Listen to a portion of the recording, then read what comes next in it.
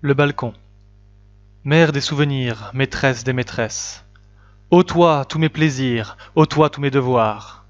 Tu te rappelleras la beauté des caresses, la douceur du foyer et le charme des soirs. Mère des souvenirs, maîtresse des maîtresses. Les soirs illuminés par l'ardeur du charbon, et les soirs au balcon voilés de vapeurs roses. Que ton sein m'était doux, que ton cœur m'était bon. Nous avons dit souvent d'impérissables choses, les soirs illuminés par l'ardeur du charbon. Que les soleils sont beaux dans les chaudes soirées, que l'espace est profond, que le cœur est puissant. En me penchant vers toi, reine des adorés, je croyais respirer le parfum de ton sang. Que les soleils sont beaux dans les chaudes soirées. La nuit s'épaississait ainsi qu'une cloison, et mes yeux dans le noir devinaient tes prunelles, et je buvais ton souffle aux douceurs, au poison, et tes pieds s'endormaient dans mes mains fraternelles. La nuit s'épaississait ainsi qu'une cloison. Je sais l'art d'évoquer les minutes heureuses, et revis mon passé blotti dans tes genoux. Car à quoi bon chercher tes beautés langoureuses, ailleurs qu'en ton cher corps et qu'en ton cœur si doux? Je sais l'art d'évoquer les minutes heureuses. Ces serments, ces parfums, ces baisers infinis, renaîtront-ils d'un gouffre interdit à nos sondes, comme montent au ciel les soleils rajeunis après s'être lavés au fond des mers profondes? Aux serments, aux parfums, aux baisers infinis. Le possédé. Le soleil s'est couvert d'un crêpe, comme lui. Ô lune de ma vie, emmitoufle-toi d'ombre. Dors ou fume à ton gré, sois muette, sois sombre, et plonge tout entière au gouffre de l'ennui. Je t'aime ainsi, pourtant si tu veux aujourd'hui, comme un astre éclipsé qui sort de la pénombre, te pavaner au lieu que la folie encombre. C'est bien, charmant poignard jaillit de ton étui. Allume ta prunelle à la flamme des lustres, allume le désir dans les regards des rustres. Tout de toi mes plaisirs morbides ou pétulants. Sois ce que tu voudras, nuit noire, rouge aurore. Il n'est pas une fibre en tout mon corps tremblant qui ne crie ô mon cher Belzébuth, je t'adore. Un fantôme. 1. Les ténèbres.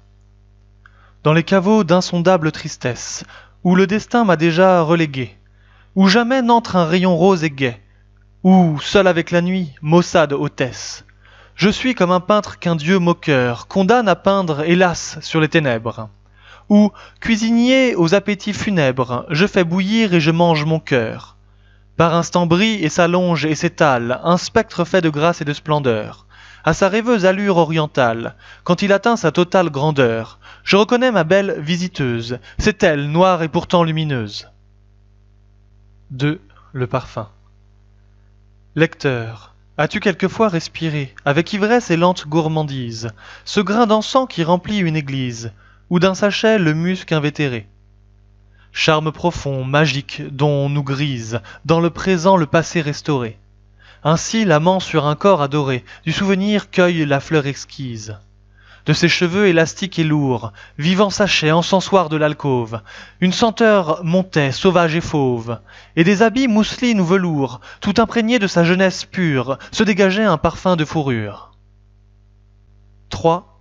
Le cadre.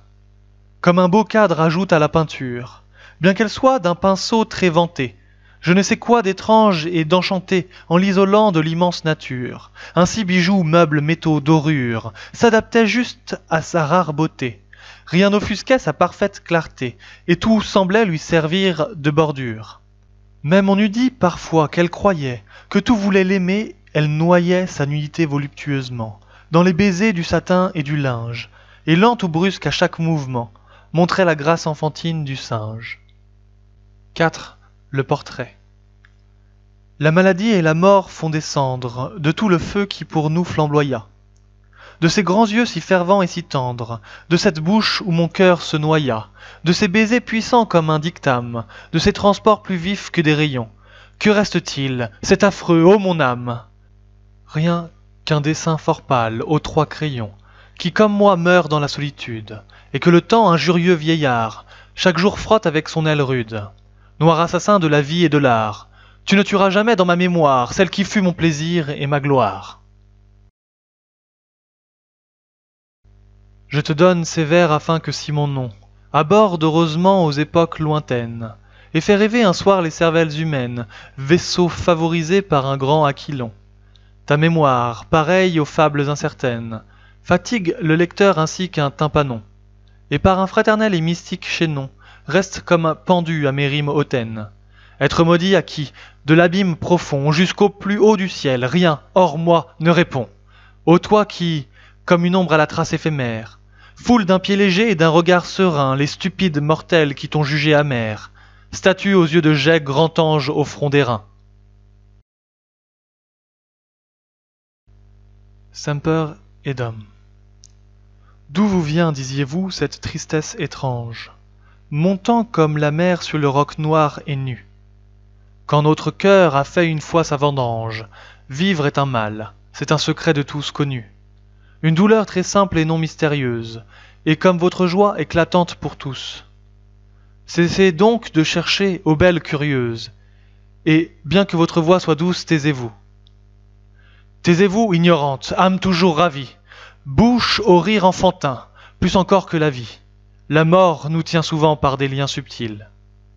Laissez mon cœur s'enivrer d'un mensonge, plongez dans vos beaux yeux comme dans un beau songe, et sommeillez longtemps à l'ombre de vos cils.